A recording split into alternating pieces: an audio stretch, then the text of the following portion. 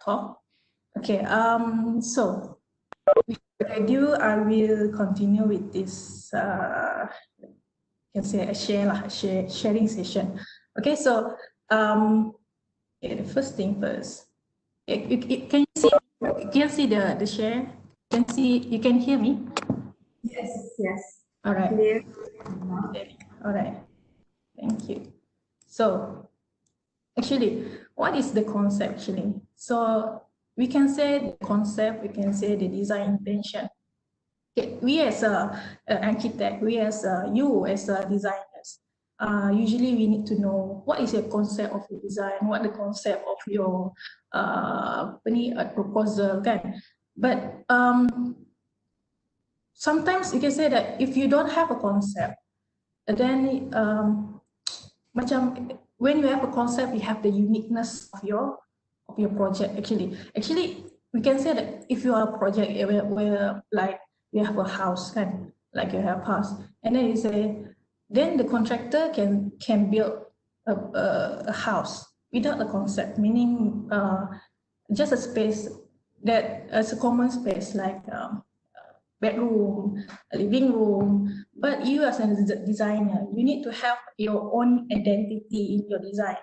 And then how are you going to have the concept? How are you going to have the ideas to have the concept and design intention? And then do you know that for us, for the architects, for the designers, we need to have like a common thing, or the first thing that the ideas that we instill in our mind, and then before we proceed, or before we proceed with our design. Okay, so design intention or concept mean actually the one that leads you in your design. And because when you are having this concept, when you have this design intention, then at the end of the day, at the end of your proposal or your product or your building, then the concept and the design intention is answered into your final works. Okay, so if, for example, you want to have a concept of like open planning or something like that, and then in your final works, we can feel it. The occupant or the users can feel the intention of your design. Okay, so how are we going to have the concept actually? The concept and design intention. You can say the concept or design intention, right? So as you can see in these slides that I share here, you have site, you have program, you have exterior form and interior space. Okay, all these three elements is the one yang which give you the initial ideas how you want to develop the concept or your design intention. Okay, I will go through one by one, and then later on I will show you the examples of concept that the actual building or proposal from the architects using this kind of concept lah, using these ideas lah. Okay, first thing is the site. Okay, you see the site. So under the site we have one site, and then the second one is climate, and then the third one is the building. Okay, under the site we have the shape, topography, roads, and view. Okay, the example for the site is, for example, okay, this is the important thing when you are learning in architecture school. I think the first year also have done your site analysis, right? I believe you already have the basic of site analysis because you're already in the second semester. All right. So site analysis is important, whereby when you go to the site, and then you can see and you can feel and you can experience the site. And then when you come, for example, when you come to a site whereby it's got the hilly area, for example, the topography, the hilly areas, and then maybe the shape of the site, for example, the triangle ke, ataupun maybe a different kind of shape of the site. And then you get the ideas. Okay, I want to have this site because of this topography. I see this is hilly areas. so that my design will be following this shape, or this design is going to be blend with the surrounding. For example, that's your concept. When you have that kind of thinking, then you try to develop your ideas and your space planning. Later on, I will go to the space planning. Now I'm going to share with you how to have the concept first, and then slowly you go to the programming. Okay, that's the example for the site. And then you go to the climate. Climate, you have the temperature, sun, wind, humidity. And then when we go to the site, we go to a certain site, and then you say that, oh, this, for example, in this certain country or a certain site, oh, this climate is the sun. I'm sure everyone done this in the site, and you say, oh, say the sun is from the east to the west, and then the wind, how the wind direction of towards the site, for example. And then when you have this kind of info in your site analysis, and then you analyze, okay, I know that this wind direction is towards this area, and then, oh, for example, it's a residential area, for example, a project or residential area, and then you say, okay, I think that because of this wind direction, it gives advantage for my design, and then I want to catch this wind. I want to become my building to be catching the natural ventilation into my building. So it's become already your concept. Okay, it's become already a concept. I want to have this kind of my building later on will tilt at this area, for example, because of the following the wind direction. Then you already said in your mind, I want to have this kind of design intention. Okay, and then the third one is the buildings, the surrounded buildings around the site.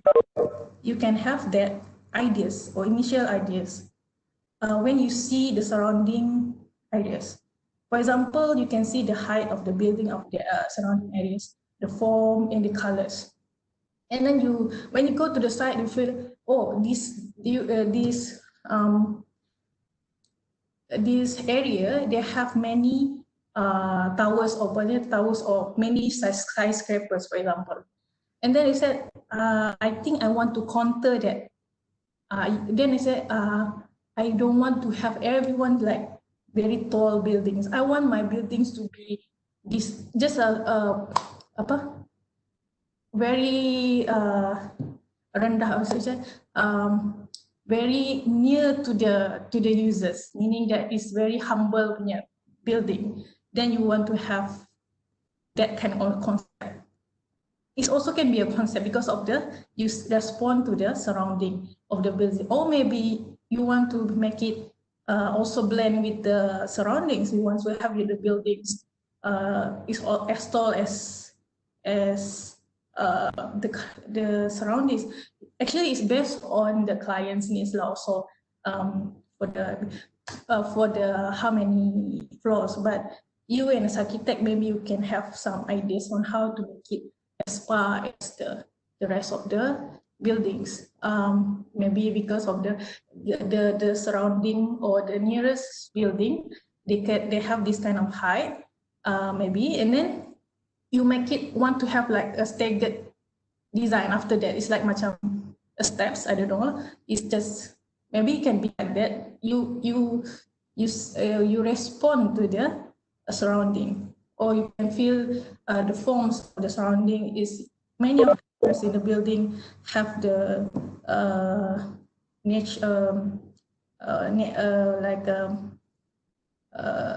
rectangular shape, for example. Then you want to have your buildings to be rectangular, or you want to counter that.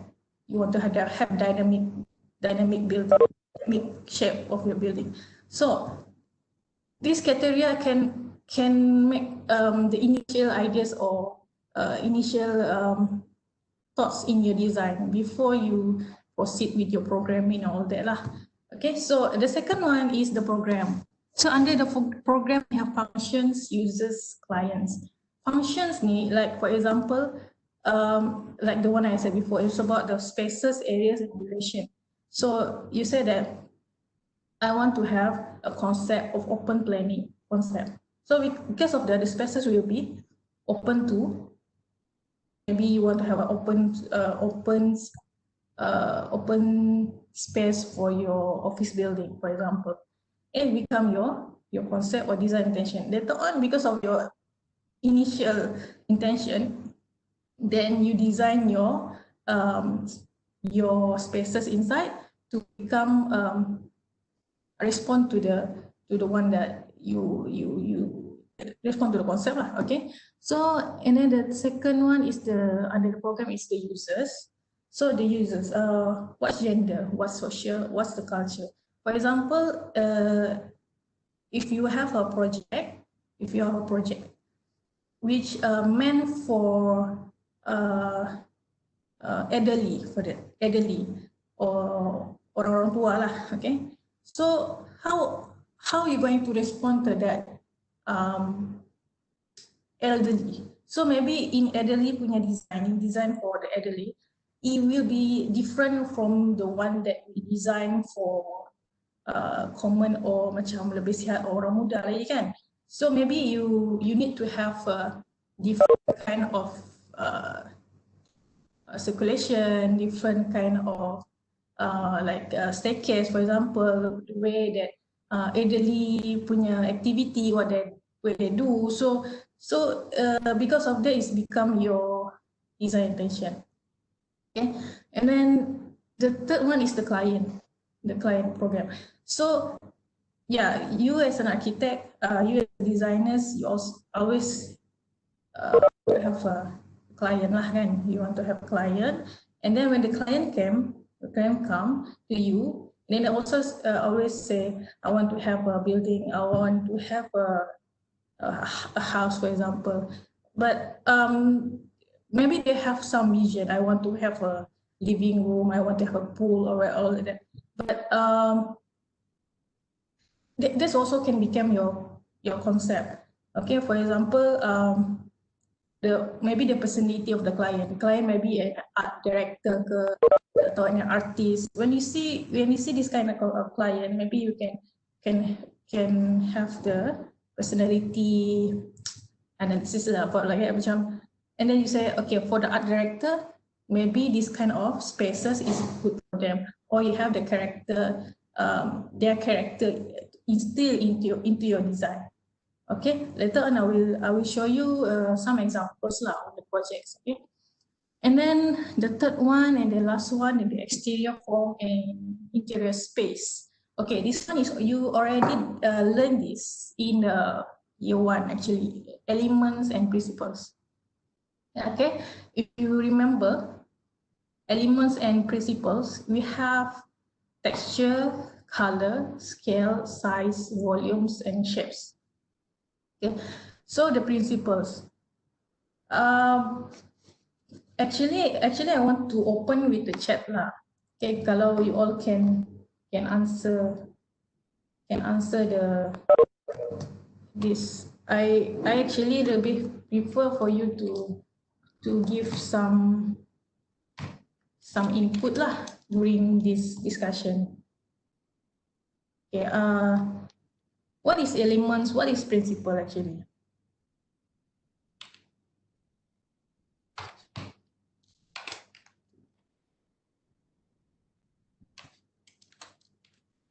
Excuse me ya, sekejap.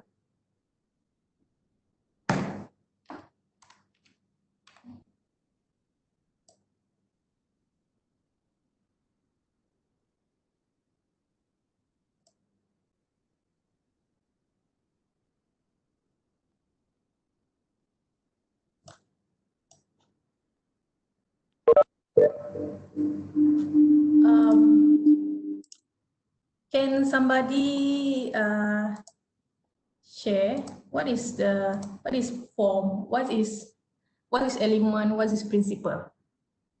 Tak apa, saya boleh tengok your chat if you want to communicate lah. What is elements, what is principles?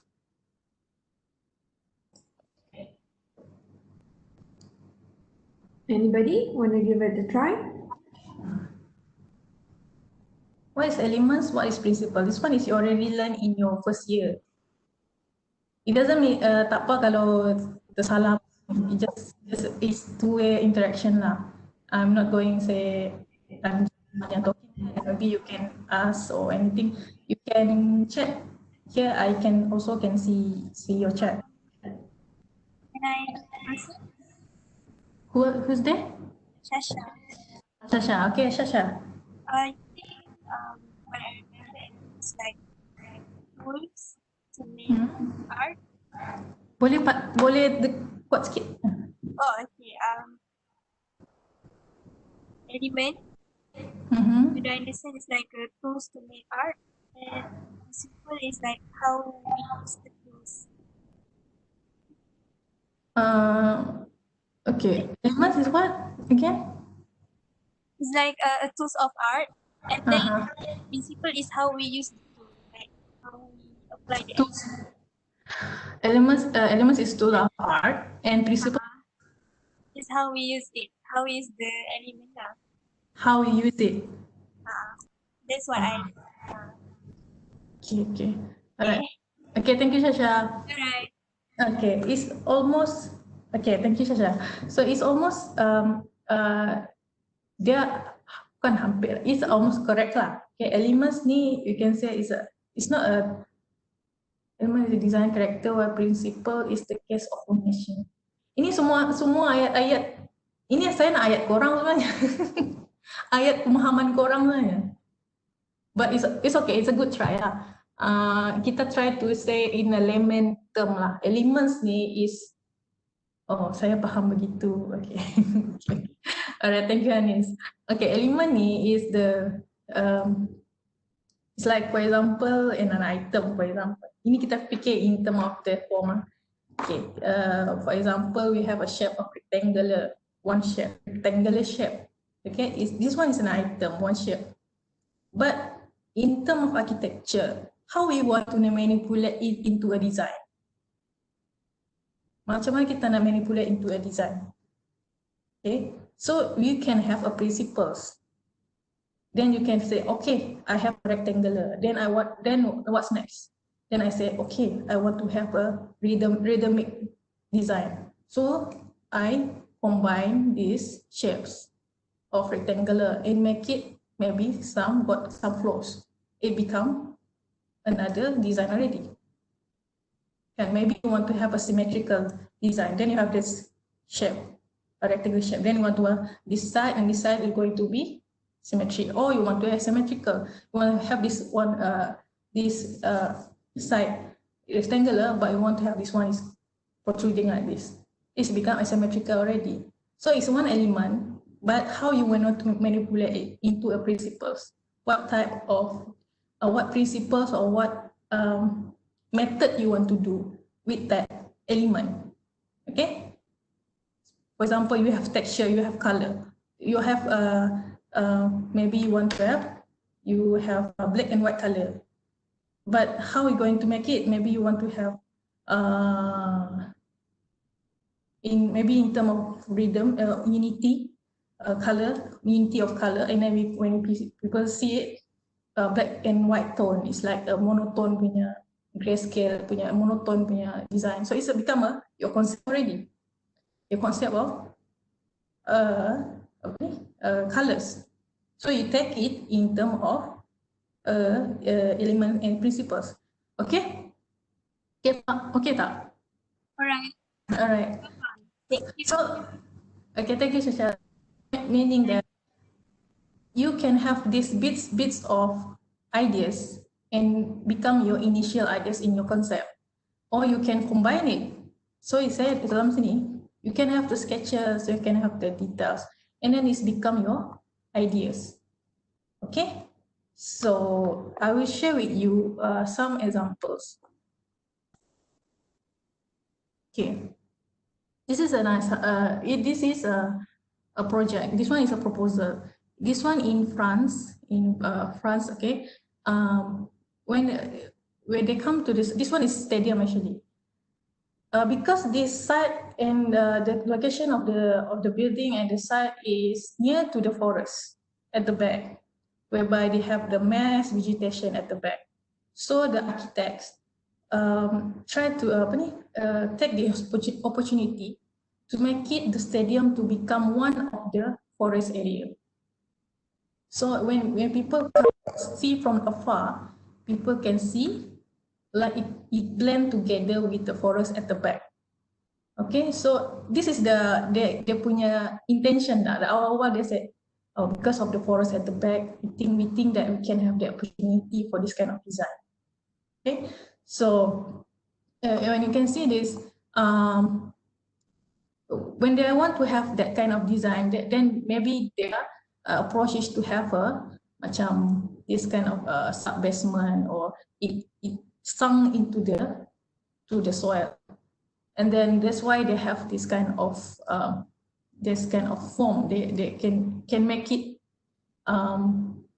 relatable to the surroundings. Okay, so if you see this, it's like it's sunk to the soil inside, and then it's blend with the this one is, you can see the field over here, the stadium kan, the field, and then they have the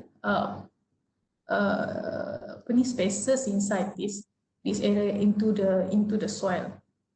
Okay, and then you have the gym, the indoor gym, all that lah. Okay, so if you can see close, this is the spaces inside the stadium. Okay, this is a stadium whereby people, they also got the vegetation on the top of their building, on the top of the facade and also the roof. And then when people are walking inside the stadium, people can feel that they are in the forest. Okay, not only from afar, but also in the stadium itself, in the building itself. So the intention, at the end of the day, the design intention is answered into the final product. You can feel it, you can experience it. Okay, so this is another example of concept derived from the site. Okay, so this one is a housing complex, residential complex lah. Okay, so because of this site is near to the lake area, and also near at the back they have the mountainous scenery. So the architect called as MAD, architect Matt Architect, they try to mimic the granite contour of the mountain landscape. Okay, so they want to have this kind of blending into their design. So people, the residential, the occupant inside the building can feel, maybe this is the intention of the architect. They want the occupant to feel that they are in the mountain or something like that, blend into the surroundings areas. Okay, and all right, the one is, this one is on the side. So tadi is kita cakap pasal the site themselves, the shape of the shape and on the surrounding of the site, and then now we go to the climate. Okay, the climate. So this building is in Jaipur, India. Jaipur, India, you know that it's a hot and dry climate, kan? Okay, that kind of climate. So when the architect know that the climate of the building is this kind of climate, so they try to make this building to be responsive to the site, responsive to the climate. Okay, you can see this towards creating an environmentally responsive passive habitat. Okay, because of that, because of the hot sun coming into the building, so they decided to have many like a screening into their building outside of their surrounded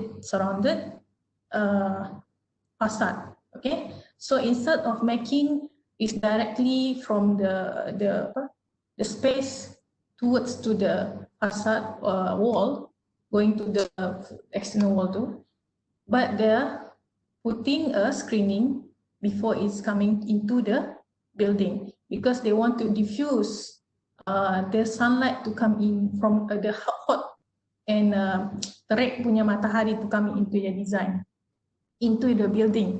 So they have this kind of intention.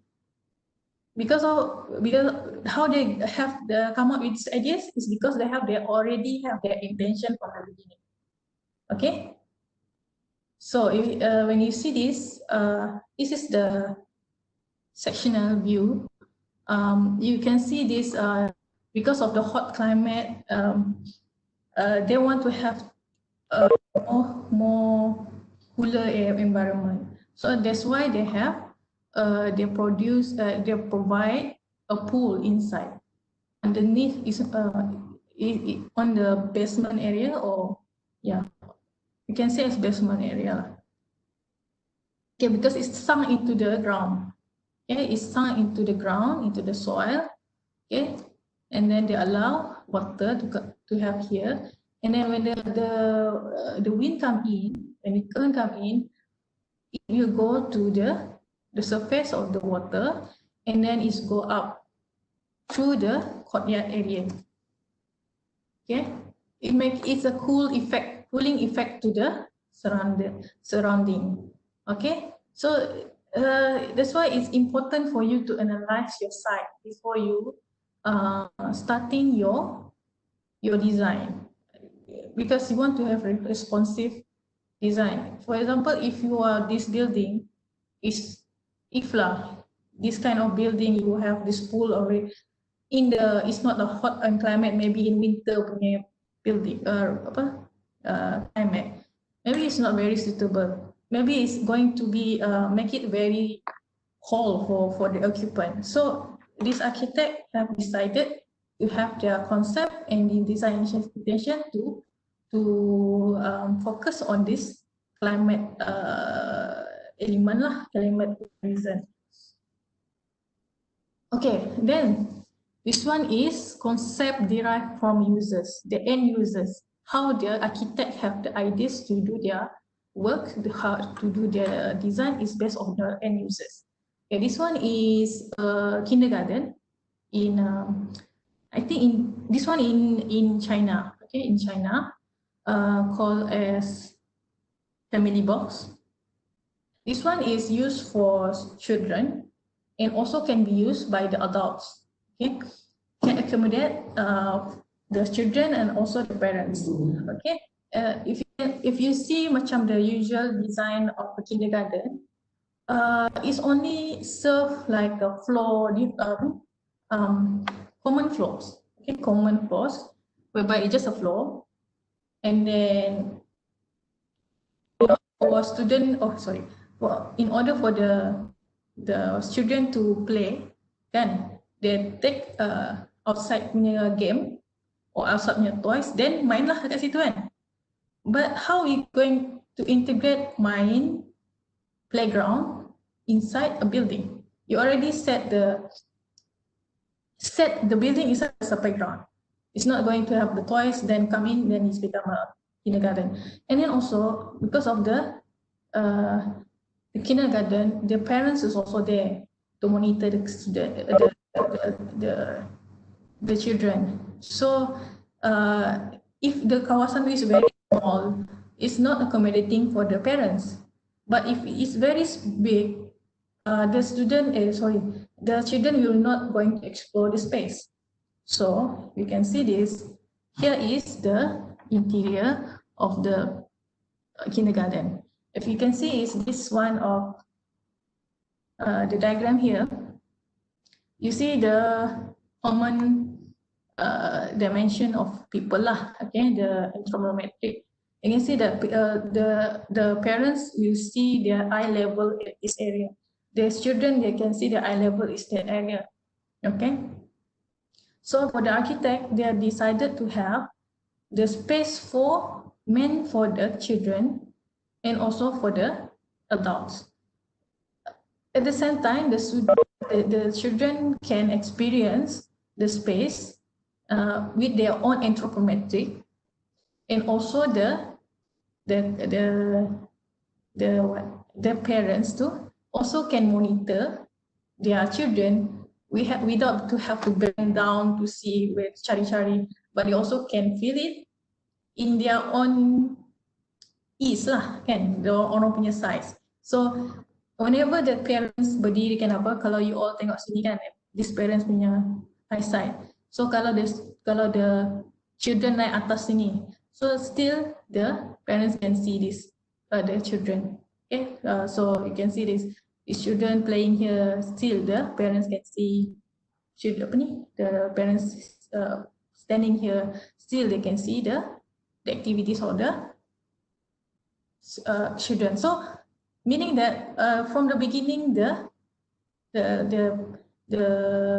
architect already thought about this because of they want to have the intention to accommodate the children and also the parents.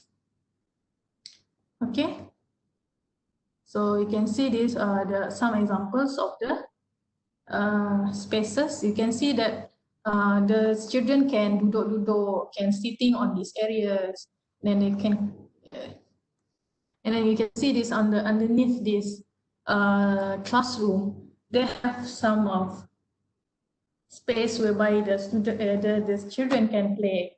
And orang besar cannot see this, they cannot go down, but only based on the anthropometric of the children. But still, the parents can see them lah, can monitor them. Okay, you make it your space to become interesting lah, instead of just providing a floor. Okay. Okay, you have that leveling. You can play with the leveling. It doesn't mean that you need to have the level each time pun mesti a staircase, a big staircase to from one floor to one floor. It can be just 1-2 steps to upstairs, and then maybe at the back, at the bottom, you can accommodate different things. Okay. All right. Now we go to elements and principle. Okay. So how about elements and principle? Have you heard Santiago Calatrava before? Ada tak? Pernah dengar tak Santiago Calatrava? Boleh komen sikit tak?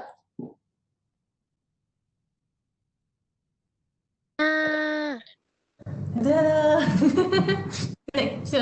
Tak pernah. Okay. Okay, tak pernah. Okay, ada yang pernah. Okay, so pernah. Gila pernah. Okay. So siapa ni Santiago Calatrava ni? Okay. So he designed wedge shape building. Why did he design wedge shape building? Okay, he's one of, when you are learning history kan, history of architecture, sure lah you can some point you see this name come up, Santiago Calatrava. So this eye-catching. Why eye-catching? Or maybe that's why eye-catching. That's why the concept, if he wants the people to eye-catching. He wants people to see his design. Okay, that's why he choose elements and principle. So at Santiago Calatrava, he is an engineer, also an engineer. So he's not only architect, but he also learn engineers. So he managed to build this kind of design based on his. Yeah, he is also a sculptor. Okay, so because of that, they have this kind of pelik-pelik or different design kan. But in terms of concept, he usually using this elements and principle concept. He always using the repetition or rhythm. So I can see that the element that he choose for these elements and principles is a plan here. If you can see this, it's only a plan. Just a plan. The form is like this. But because of he using a rhythm, a repetition and rhythm punya principles, then he managed to do this, the whole form already. And this one you already learned in your first year. So if you want to have this kind of design, you need to have a justification, and also you need to have a architecture vocabulary when you are explaining to the lecturers. It's not going to say simply you want to have I want to have like this lah, and then I will repeat lah, and then you don't know why you do that. So you can have say I want to use the concept of elements and principle into my design, and then also maybe I want to have like Salman cakap tadi, then eye-catching. Maybe you want to have a dynamic shape into their buildings. Maybe that's the reason. So again, from the beginning, they have the idea on how he's going to do his design. At the end of the design, he already see the product. He can feel the product. He can imagine the product. Okay. So tadi is the concept. How you have the ideas to mulakan you punya design, to have a concept, to have a design intention. Okay, your concept is buta-buta somewhere yang you tak ada reason tau. So when the lecturer say, when you say about this concept, I want to this concept like this, and then the lecturer say, where you got this? And then they say, you no idea, because I like this concept. So later, for the next project of this, or maybe this current project, anything you have the concept or your design intention, maybe you relate back the one you analyze in your site analysis, the one you relate to the client, relate to the program that they've been given by the lecturers. So they have justification of your design. Okay, now we go to the program. When you have a program, when you have a project, when the client come to you, you as an architect, you have given a task, a program. I want to have a communication office. I want to have a hospital, for example. And then under the hospital, you have a series of spaces, kena bagi a space yang dia need, the client want. KPM nak, Kementerian Kesihatan, KKM want these spaces into your design. Okay, so you have the list. Also in your studio, also you learn it when the lecturer giving you a design brief. There also in the design brief, also you can see all the program, all the spaces that you need to put into the building. The same goes to the client also. They also come to you. They say, I want this, I want this, I want this. Okay.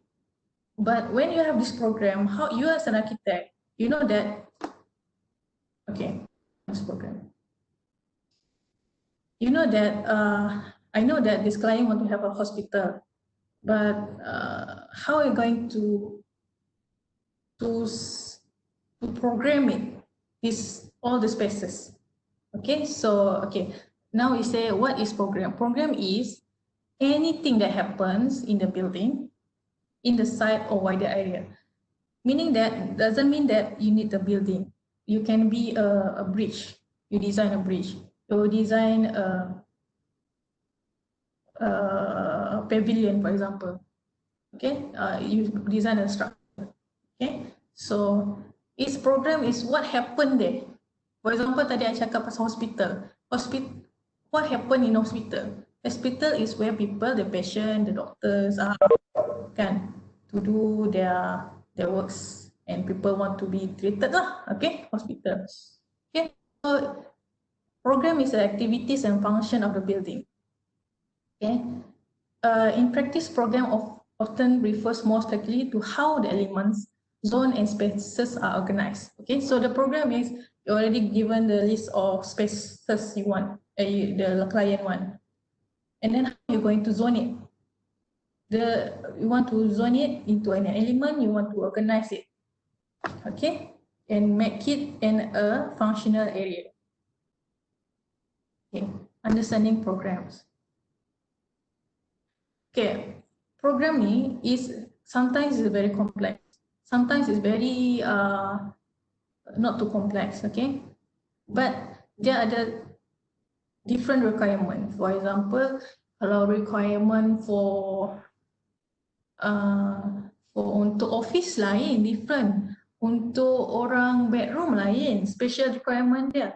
Untuk spaces untuk office, maybe how many people can fit into the space. Untuk office only for discussion for everything, but for bedroom is where people sleep and everything. So what's the special requirements? You need to know each space is meant for what activity. Okay. Okay. Okay. Okay. So you need to think about the private, semi-private, and public. Okay. Later on I will show you. Okay. A program is never natural. The first thing an architect needs to do is to dismantle that program and redirect it. Okay, so meaning that in design, we don't have a rigid ideas. The space of, for example, a house. The space of the house, I want the living room need to be at the front. The kitchen need to be at the back. Maybe, okay. For example, this is another example. For example, a bakery, a bakery shop. And then the bakery shop usually we can see at the front is where people selling all the bakers all the goods, all the kueh, all the cakes and then you don't see the bakers at the back, right? The kitchen. And then you're an architect. You know that you need to have bakery area. You want to have area people eating the cakes. You want the area for showing all the goods or all the bakers punya ni lah. Okay. But how are you going to make it a twist and come into your concept or design intention? You know that this client actually they want to have for example, this client dia mementingkan quality of maybe the natural ingredients that they use. Okay, there's their motto. For example, when you know about this kind of motto, and then they say, "Hey, this user have this kind of motto and they believe in this. Why not I have an concept whereby instead of being the kitchen at the back, I put my kitchen at the center or where people can see the bakers doing their work." For example, like that. So it doesn't mean that your kitchen need to be at the back where people cannot. Is very. But back to your concept again. Back your design intention again. Then you have your kitchen or your bakery, at least the production area too, where people can see your production area. For example, maybe this one is the initial ideas, and then later on in terms of the technical part too, maybe you need to think about how you're going to direct your back house, or you want to direct your punya kitchen to the loading unloading too is another way develop your, but you already got that intention at the beginning, so you want to redirect your spaces. Okay, so the program is natural. The thing is the architect need to dismantle it, that program, and redirect it. Okay, so element. Okay, you have many space. The client want to have until the 30 spaces into their building. But how are you going to make it an element? You want to unpack the program. You want to make it a zoning. You want to have a zone of the private where people can only the private, only the owner of the building, or maybe the staff can enter. And then maybe you want to have a semi-private area whereby some part of the building, so area can be entered by the public, and also the public area whereby it can be used by the public. So level number 1, okay, element level number 1. The keys is the first thing you think about when you are the architect, when the client come to you, and then you need to know the typology of your building. For example, they want to have a school. For example, if a school, the typology of the school is what? Apa typology of school? Tahu tak? Kalau rumah is residential kan? Kalau school?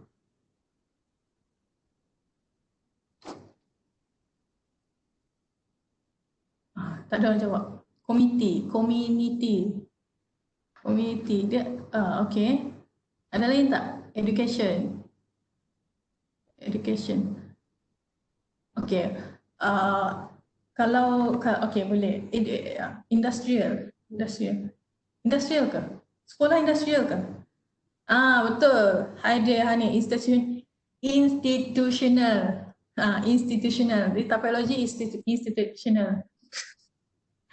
Okay. So you already got the typology. I know this. Kalau hospital, this side of typology. Okay. This is a general understanding of the building. Okay. Kalau a house is a house. A house is used for people to live. A bank is where the bankers, all the money things happens. A restaurant is where people come in to dine in or take away and all that. So you need to have the typology, you know that this space is the macam pengenalan lah, kita tahu like, itu stadium. Okay, dalam contoh ni ialah stadium. Kita tahu macam stadium Shah Alam is a stadium. Then okay, macam ni a program. The first one, you know that area is for market. This area is the urban farm. But contoh flea market is a flea market. But inside the flea market, what other spaces inside happens in the flea market? Okay, itu nanti kita tengok lah. Tapi a general thing is kita perlu tengok dulu apakah typology that building first. Okay, we know for example you know the cafe. Okay, you know the playground area. You know the typology. Okay, so first thing we need to identify the typology of your program, your building. And then the second element, you need to zone it. You dah tahu the typology tadi kan, the contoh is stadium. And then you want to know where is the public, where is the semi-public, where is the private area. Maksudnya you tengok balik the list of requirement by client. They want to have office, they want to have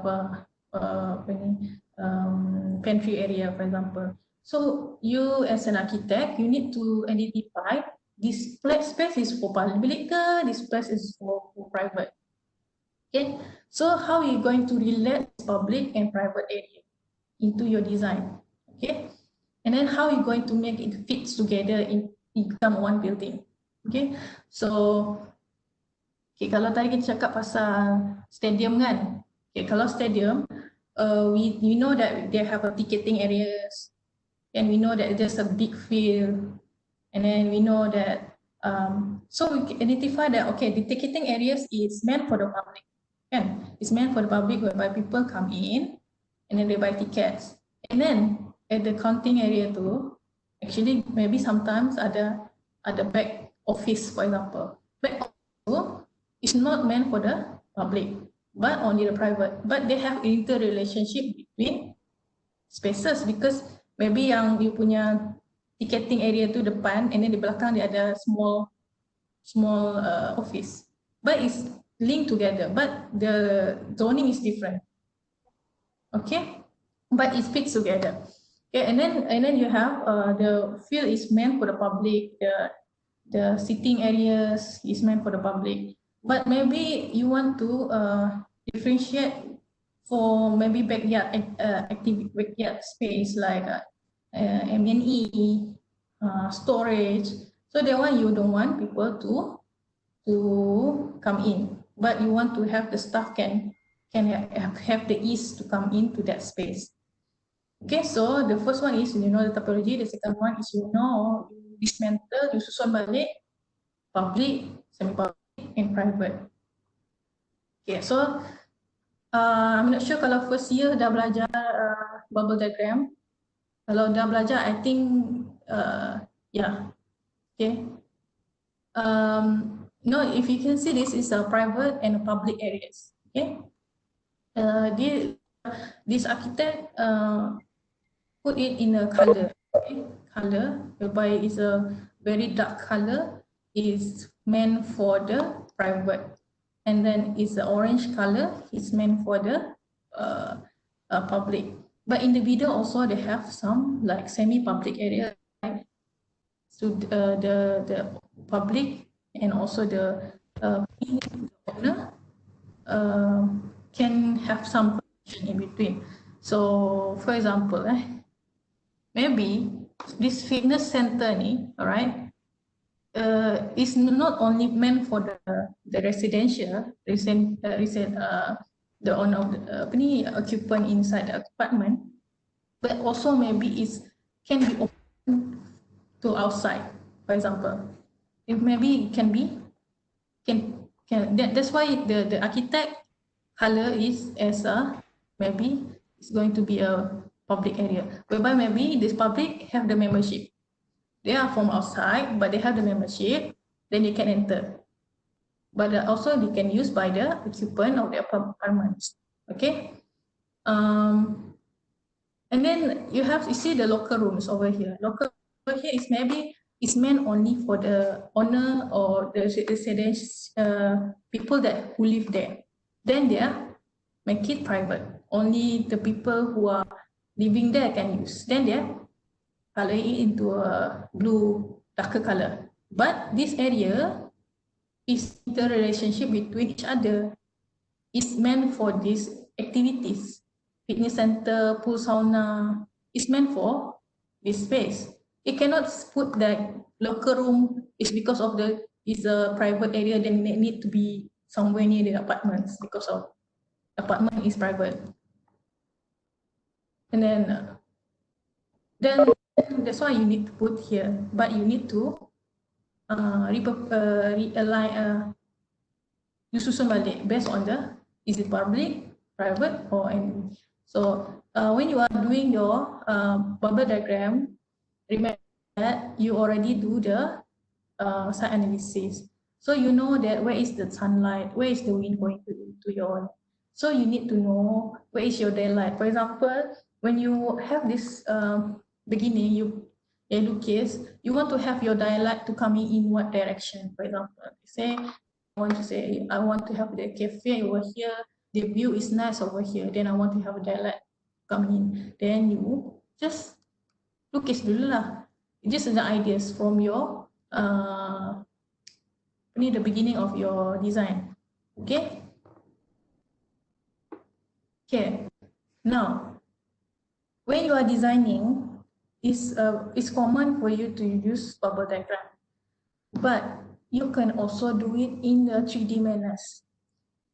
Okay? It doesn't mean that you are the memang lah is macam can say you are the preconceived form. No, this one is not a final form, but it's only some sketches. That's why we as lecturers very want to see student punya sketches now, the way they are sketched and then the way their relationship in terms of the space. When you are seeing the butter paper kan, you see all the bubble diagrams, you cannot relate. It's a bit hard to relate in 2D manners. But you also can look at it, sketch saja in 3D manners and putting where is my spaces, where is my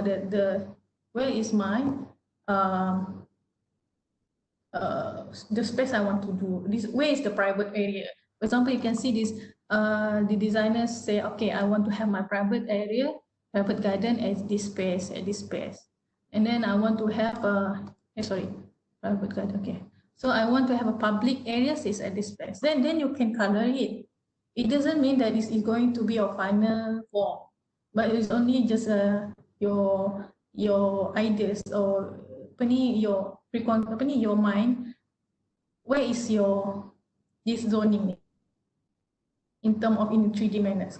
So then again, this one is the bubble diagram. I always want ask the student, when you are doing the bubble diagram, you ada butter paper kan? You know why butter paper can see through? Kenapa perlu lukis atas butter paper? Why the lecturer always ask you lukis atas butter paper? Boleh jawab tak? Boleh trace, maybe boleh nampak. Boleh nampak. Yeah. Okay, boleh nampak. Yes, boleh nampak, boleh trace, and then Lepas tu from the first, contohlah first design, and then we can develop it further lah nanti. Kan? Okay. Alright. Okay. Thank you, Alex. Yeah, it's a good practice to use butter paper is because you want to have when you are designing this space, then you say it's not good lah, but you still want to use certain space into your design. Okay, you want to have this bubble diagram you want, but I want to change this space, but you don't want to make it lukis balik di bawah. So you take another butter paper and then you trace yang tadi tu and then you put another. But another way of butter paper is when you are designing different level of spaces. Okay, when you are designing your different level of spaces, when you are doing your butter paper, you doing the spaces kan, and then you do your bubble diagram untuk first floor tu di kertas yang sama, for example. But you can say I not to see the relations. In this one is only one flat area. When you are designing a different level of space, you ambil lagi one more butter paper, you lukis atas tu ataupun you lukis and then you overlap. Then you see a relationship. Okay, then I can see this is where is my circulation will be. For example, where is my toilet? Okay, my toilet and atas my toilet and bawah my toilet is going to be connected, for example. Or I think that bawah punya is a public from the upstairs. I want people from the upstairs can see us. Then you want to have a void, for example. So your design is not going to very typical flat. So your design is going to be exciting because you know where is your spaces. Okay, so you need to think about the private and also the where is the private, where is the public and everything. Okay, so if we can see this, you can see the where is the street access, where you want the access to come in, where is the visitor, where is the public to come in, where is the visitor entry. So this architect, they have put this public area, this one is going to be a private area. So the staff entry will be here. All right, so after you have your topology and then you know the private and public, and then you go to deeper areas, which mean the individual spaces. So you broke it down lagi. Okay. Okay, so you break it down lagi. For example, untuk space for meeting area. Sorry, saya bagi banyak contoh on a meeting because now year to buat project office. So meeting area. So meeting area tu in the requirement of the client, they say dia punya staff will going to be 15, for example, 15. So you need to think about how big is your meeting areas. It's going to accommodate how many people to be inside. Kalau lah you cakap dalam 15 areas tu, you punya meeting area just 3 times 3 meter, 3 meter darab 3 meter. Is it cukup? Is it the space, the meja will be big enough for everyone? Okay. And then the bathroom, for example. Toilets. If you are designing for the public space where many people are going to use building, you don't want to do your toilets only 2 toilets per or maybe 1. So you need to think about how many occupant we use that toilets. For example, a stadium. A stadium maybe instead of maybe 1 floor, maybe you have 3rd floor level also got toilets. And also the compartment is also many, so you can accommodate the occupants. So this is how you see it from public, and then you see it into more detail into your spaces. Okay. All right. So this is just a sample of how where is the public space, where is the private space. So the private space is more to the study area, rest area, maybe, and then semi-public area whereby you have the eating area, have the cooking area, and then maybe this one is more like private also, play, and then the sharing. So when you are designing your building, it doesn't mean it's going to be flat. This one, maybe this bedroom. Bedroom, yeah, is a private. And then you also get the semi-private or the kawasan corridor whereby only the maybe the staff and also the occupant also can enter, for example, or the visitor. But they also got the public areas whereby maybe this one is the pantry area kan. So this one is only a common area for each different installation modules. Function as both entrance and area and circulation spaces, as well as relationship activities between different students. Okay. All right. Okay, this one. When you are designing your building, okay, again, you go back to your site. Okay, you don't want to design your building to be out of the context. Okay, when you are designing a building, it's best for you to take a picture of your site, not only on the top, but maybe in axonometric punya manner. Meaning that kalau you ada Google Street, ataupun you dapat pergi ke site, ambil gambar, lepas tu you lukis, or you have your butter paper kan, put there, and then you try to relate back to the surrounding. So meaning that kalau you tengok sini, dia ada banyak-banyak color kan.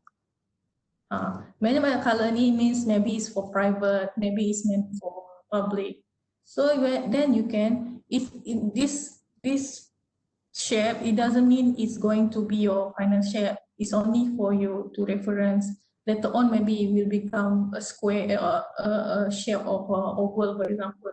You can play with the shape later on, but you need to know the surrounding. For example, if you know that at the back area is where the noise is, where is the smell is, then you don't want the people from the occupant to experience the outside there, where is the smell.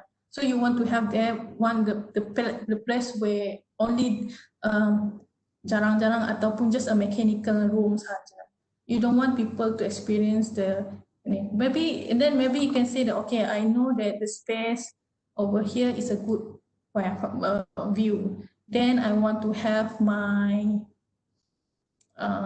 launch area to be this area. It's because this is a good view.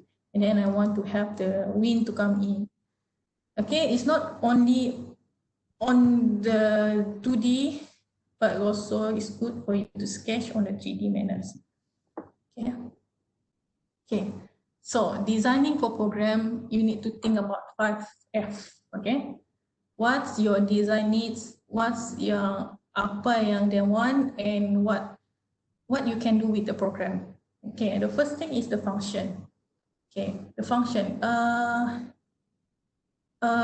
Is your space is function enough for you to design? For example, tadi yang cakap toilet. Kalau you only provide one bay for the whole stadium, for example, is it functional? No, kan? So you need to think about the function. Okay, the meeting room, is it function to have just this kind of space, this kind of ruang? It can be operated adequately. So you need to think about how people are sitting there, how they are circulate into the room. Okay. Okay, the function. Sorry, the function is, yeah, the function. The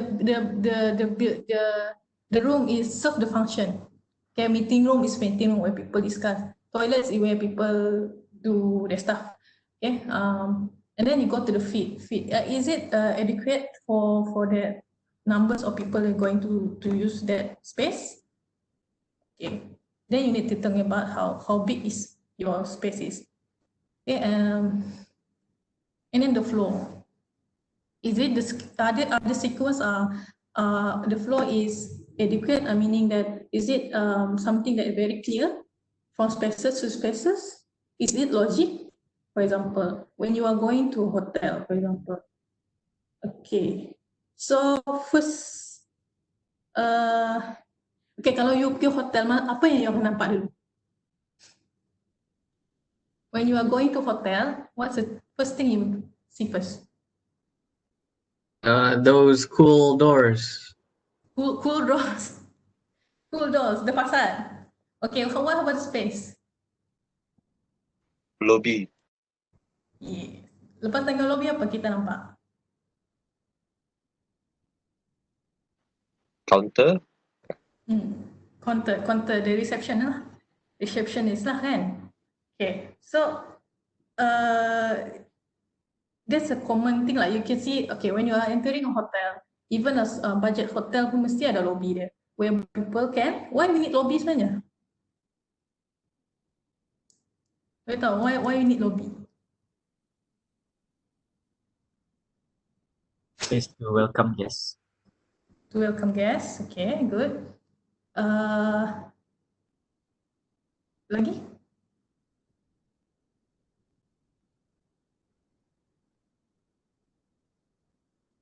Okay.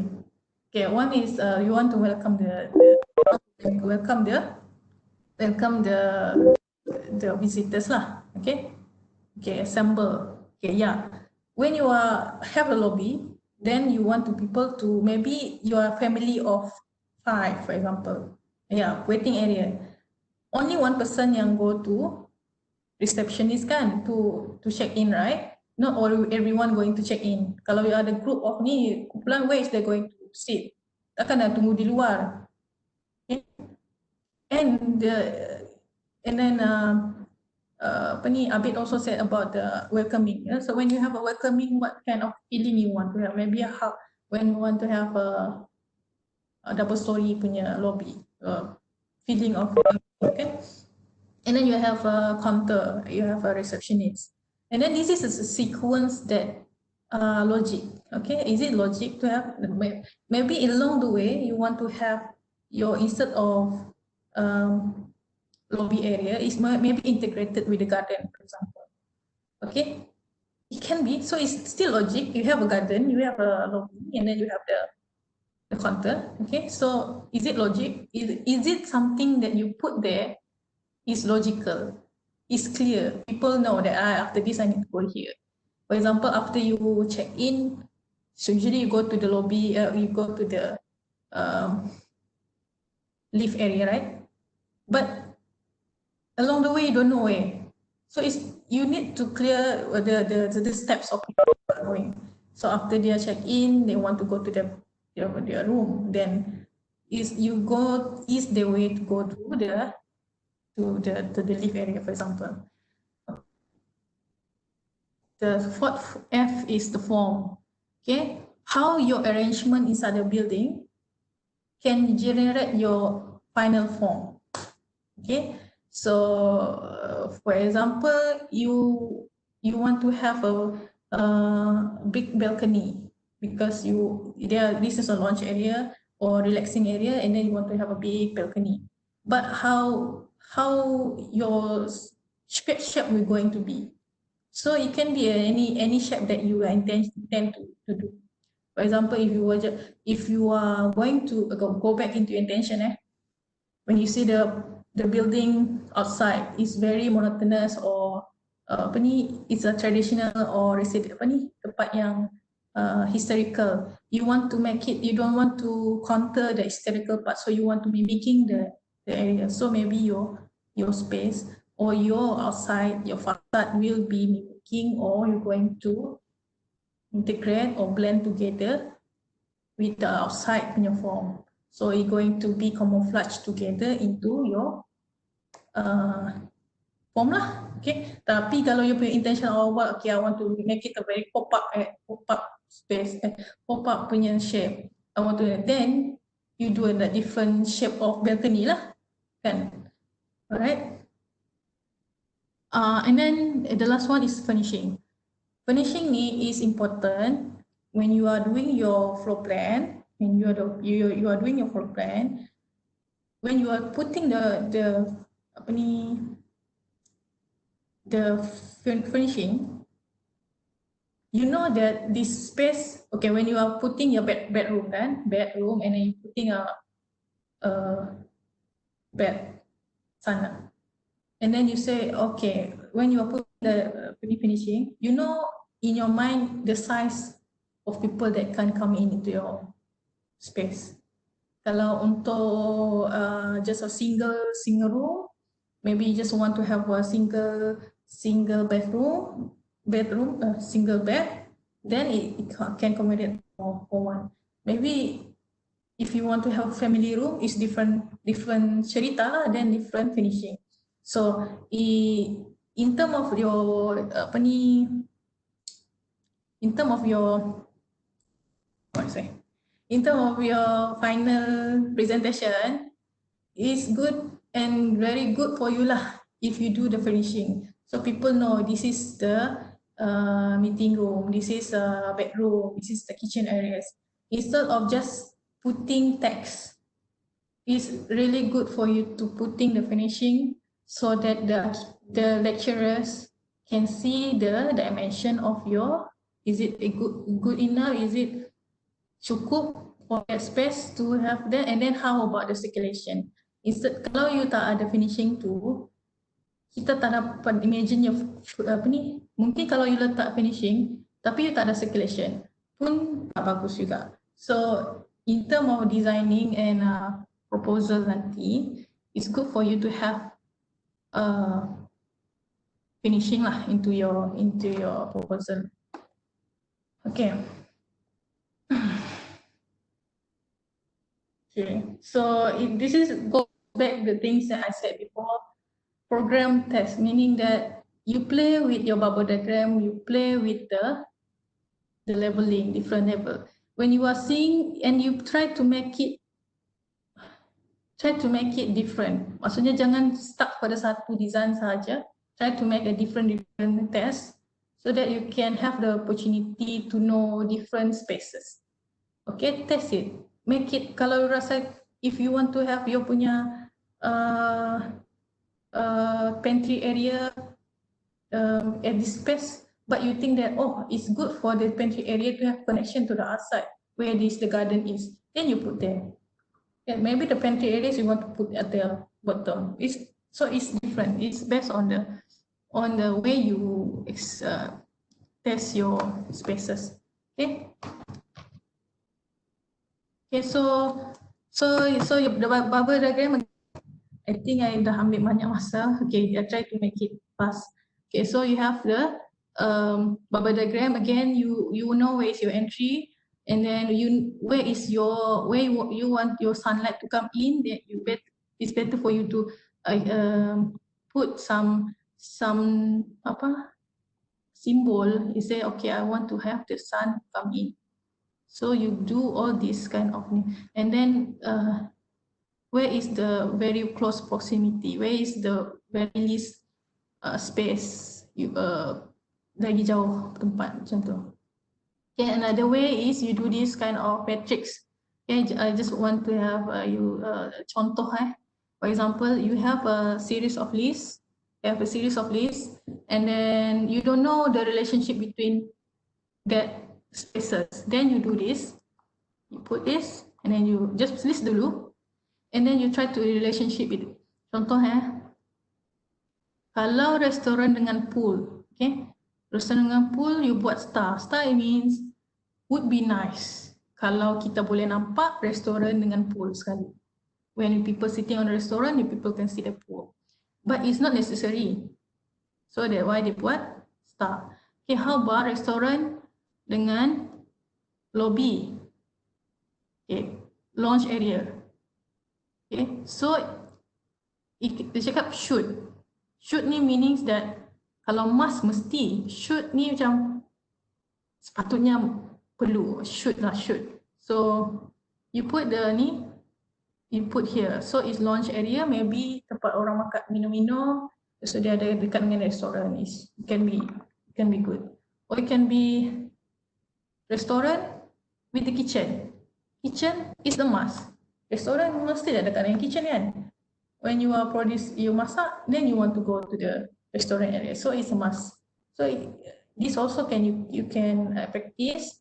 Then you put a bubble diagram. And the bubble diagram, I think this one is okay. All right. Again, bubble diagram. It doesn't mean that only 2D. Again, you can make it in a sectional diagram.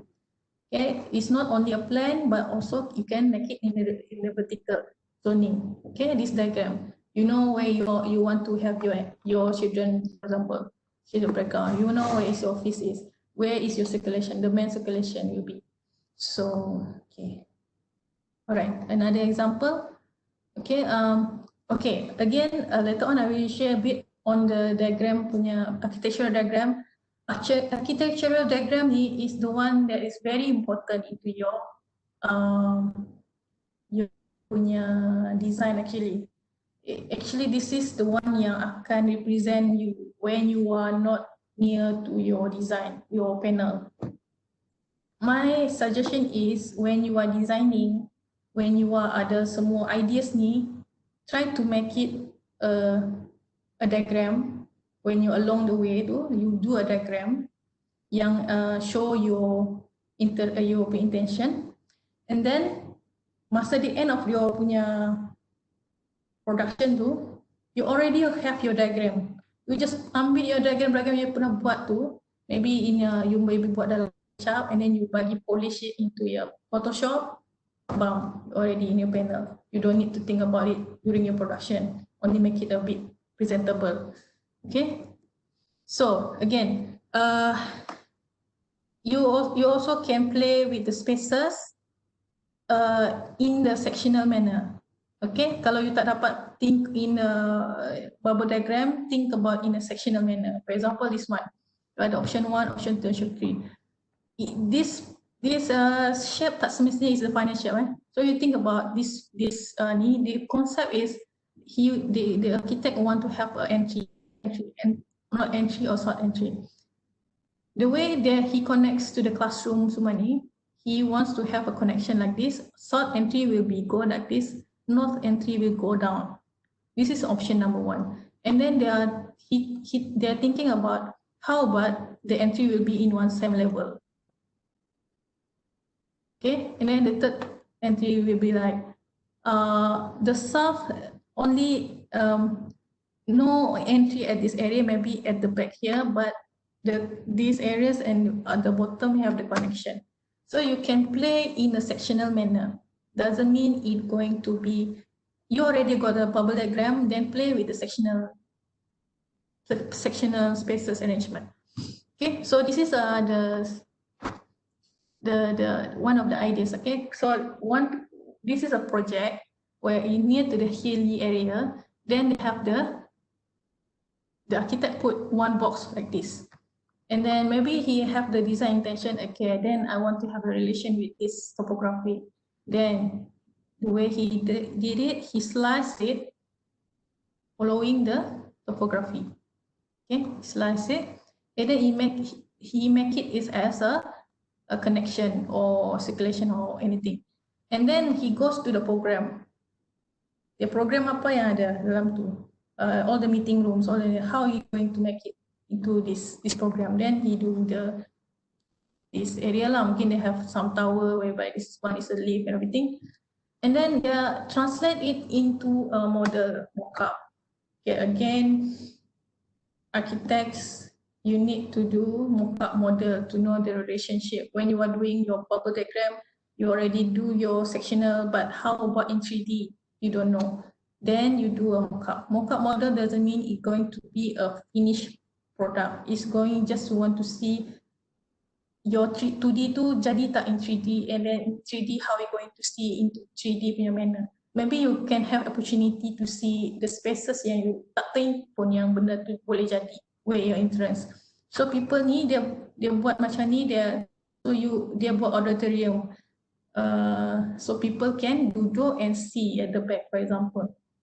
And then they put the tengah ni in meant for the circulation, the main circulation whereby you can go to the upstairs and all the exhibition areas.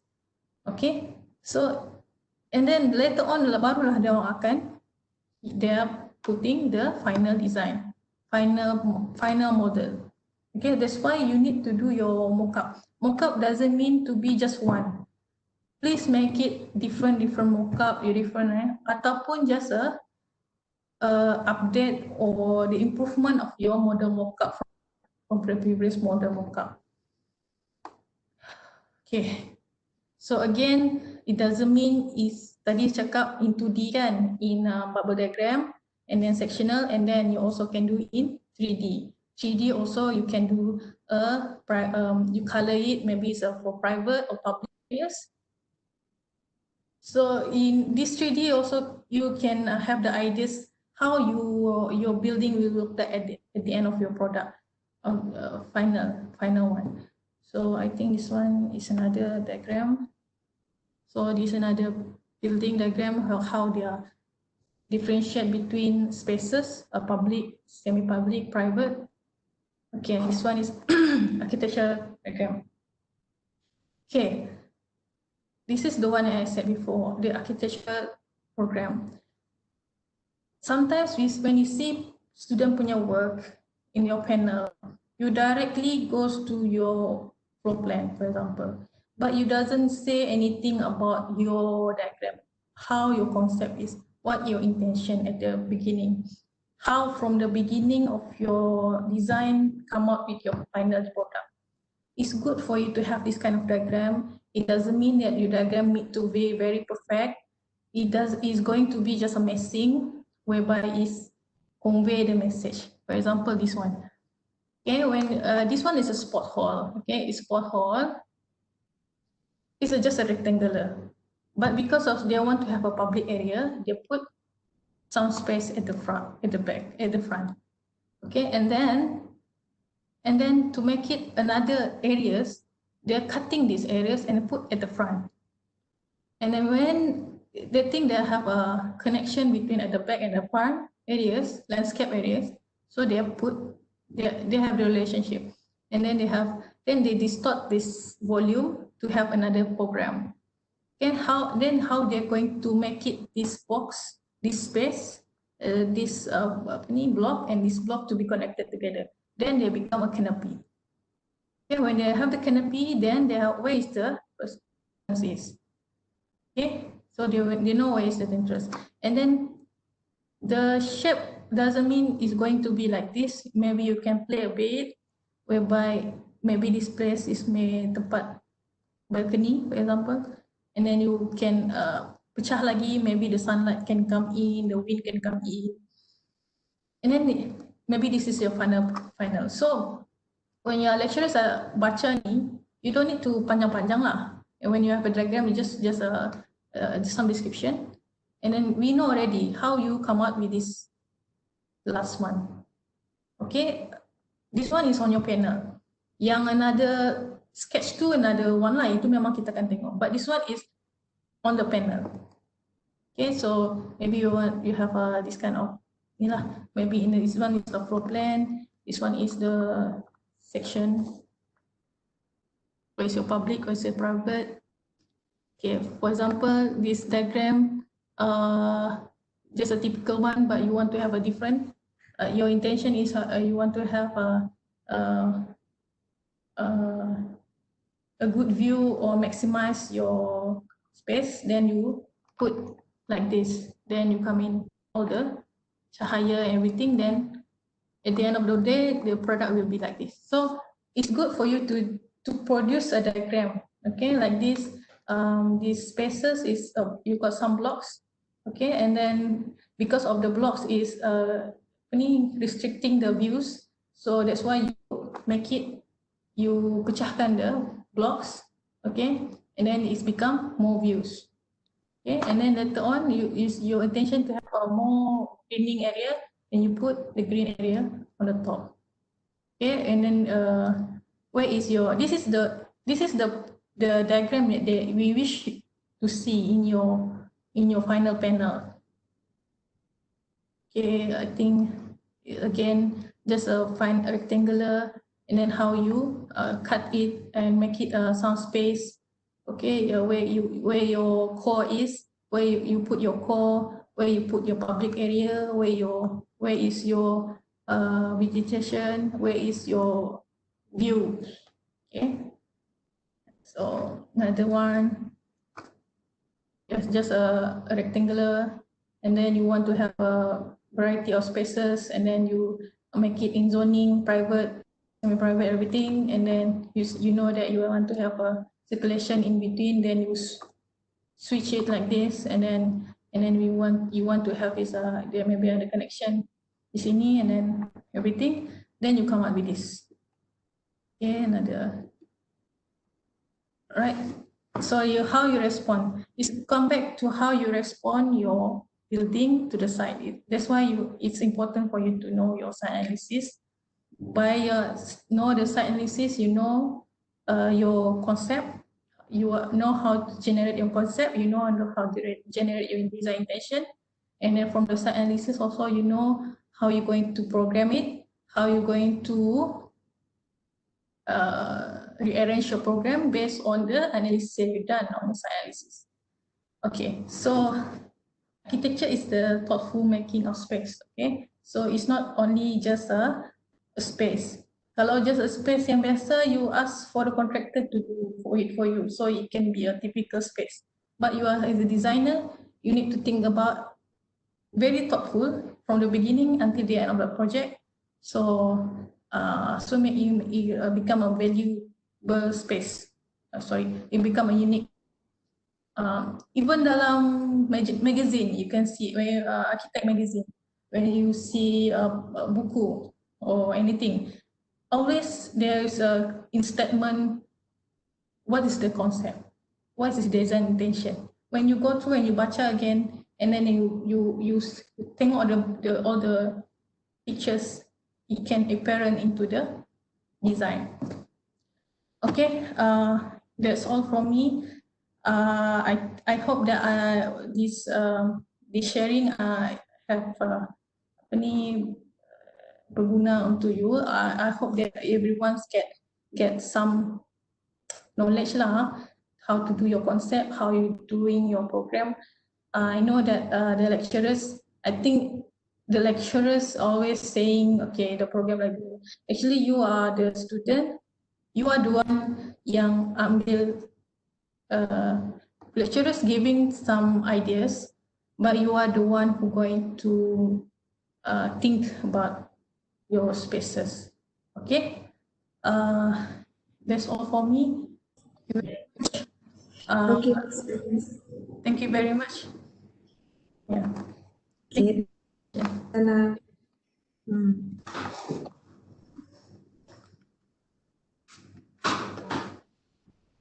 thank you, Ms. Rose. That was a detailed presentation. I'm sure it's very useful for everyone, especially the students and for first-year students. I don't know whether this is their first time looking on site programming.